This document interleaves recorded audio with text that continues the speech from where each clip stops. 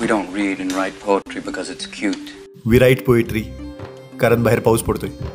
पावसाळ्यात जेवढे बेडूक बाहेर येतात त्याच्यापेक्षा जास्त आपल्यासारखे पावसाळी कवी बाहेर येतात. सामान्य लोक पावसाळ्यात एकमेकांना भज्या देतात, आपण उपमा देतोय. पावसाळ्यातल्या चिखलरूपी शिंतोड्यांनी फक्त कपडे खराब होतात, पण आपण आपल्या शब्दरूपी शिंतोड्यांनी अख्खा सोशल मीडिया खराब करून टाकायचा. लोकांचा दिवसच खराब झाला पाहिजे. आपल्या कवितेवर लाईकपेक्षा लोकांच्या कमेंट जास्त आल्या पाहिजेत, शिव्या घालणाऱ्या. उदाहरण म्हणून माझी एक कविता ऐकवतो.